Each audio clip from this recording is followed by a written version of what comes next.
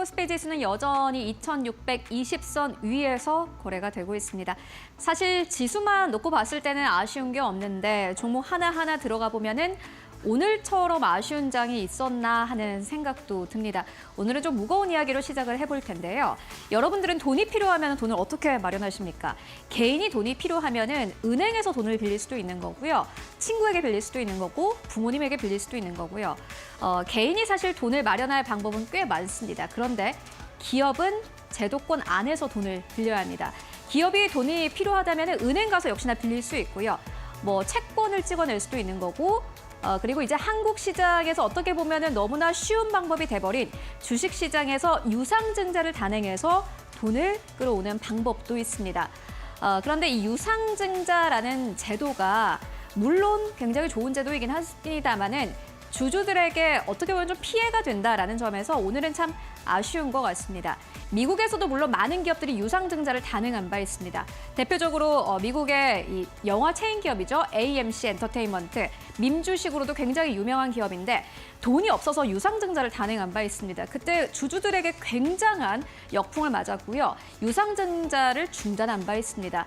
이뿐만이 아니라 돈을 못 벌고 있는 니콜라, 루시드 이러한 기업들 유상증자를 단행한 바 있습니다. 물론 좋은 기업도 있습니다. 테슬라가 2021년에 유상증자를 단행한 바 있는데 이때 오히려 주가가 올랐습니다. 테슬라라는 기업이 돈이 없어서 유상증자를 하는 게 아니라 이 전기차 업계에서 포션을 점점 더 넓혀가는구나. 사업 영역을 확장을 하는구나라는 기대감이 나왔고요. 테슬라 주가는 그때 이후로 고공행진 흐름을 보여줬습니다. 물론 기업이 돈이 필요한 이유는 여러 가지일 텐니다. 정말 돈이 없어서 지금 당장 어떻게든 살려야 해서 돈이 필요한 경우도 있겠고요. 이와 반대로 정말 중장기적으로 봤을 때 돈이 필요해서 유상증자를 단행한 것도 있을 텐니다. 하나 에어로스페이스가 아마 후자일 텐데요. 어제 유상증자 관련된 뉴스가 나왔습니다. 어제 장 마감 이후에 나왔고요. 3조 6천억 원대 유상증자를 단행하겠다라고 발표를 했습니다. 오늘 주가 당연히 두 자릿수 이상의 급락세 나타내고 있습니다. 다만 1시 10분을 기준으로 했을 때 외국인 투자자들이 코스피 안에서 1위권부터 5위권까지 봤을 때 가장 많이 사들인 기업 중 하나가 한화 에어로스페이스이기도 했습니다. 증권가에서는 어떻게 보나 봤더니 BNK 투자증권에서는요. 도약을 위한 발빠른 투자 결정이었다라고 긍정적으로 표현을 하기도 했고요. DB에서는 미래 경쟁력 확보를 위한 증자, 신한금투에서는 3조 6천억 원대 유상증자 발표, 단기적인 불확실성 요인, 중장기 효과는 기대. DS투자증권에서는 머리로는 이해되는데 마음은 아프네 라고 설명을 했고요. IM증권에서는 필요한 투자, 불꽃 같은 자본 조달이다 라고 설명을 했습니다. 양가의 감정이 듭니다. 물론 중장기적인 성장을 봤을 때 이렇게 투자를 하는 건 맞는데 이렇게 주가가 고점인 상태에서 과연 유상증자를 이렇게 기습적으로 결정을 해야만 했을까 하는 아쉬움이 저도 듭니다. 어떠한 내용이 있었을까요? 이어서 만나보시죠. 하나그룹이 지금까지 단행한 유상증자 가운데 역대 최대 규모였다고 하고요. 무려 국내 기업이 추진한 유상증자 가운데서도 가장 큰 규모의 금액이었다고 합니다. 유상증자를 통해서 자금을 얼마나 사용하나 봤더니 해외 방산 쪽에 1조 6천억 원, 그리고 국내 방산 쪽에는 9천억 원 정도, 그리고 조선 쪽에는 8천억 원, 그리고 무인기용 엔진 쪽에서는 3천억 원 정도를 유상증자를 통해서 자금을 사용한다고 합니다. 해당 투자를 통해서 중장기 매출액은 70조 원대 이를 것으로 보여지고요. 영업이익은 10조 원대를 달성할 것으로 기대가 됩니다. 물론 이렇게만 봤을 때는 굉장히 좋아 보이는데 아쉬운 부분 당연히 있습니다. 이어서 만나보시죠. 증권사의 커멘트를 저희가 이렇게 정리를 해봤고요. 사실 아쉬운 게 사실입니다. 시점이나 자금 조달 형태는 아쉽지만은 투자 필요성은 공감한다라고 설명을 했습니다. 유례 없는 재무장 시대이기 때문입니다. 지금 사실 방산 쪽에 많은 국가들이 돈을 쏟아붓고 있는 상황 속에서 한화 에어로스페이스가 앞으로 이 관련 사업을 크게 키우는 것은 물론 좋은데 과연 지금 이 시점이어야 했을까 하는 의문은 남고요. 두 번째입니다. 장기적으로는 기업 가치 상승에는 긍정적이지만은 주주 가치 희석은 아쉽다라고 설명한 증권사도 있었습니다. 결국엔 주가가 이렇게 고점에서 유상증자를 진행하면은 주주 가치가 희석될 수밖에 없기 때문에 어떻게 보면은 사실 주주들에 대한 배신이 아닐까 하는 생각까지 드는데요. 세 번째입니다. 주주가 측 희석에 따른 디스카운트 요인은 존재하지만 회사가 제시하는 방향성대로만 진행된다면 이번 유상증자로 인한 주가 하락은 오히려 매수 기회일 것이다 라는 투자 의견도 함께 나왔습니다. 증권사의 커멘트에서 전해드립니다마는 사실 이것도 잘 모르겠습니다.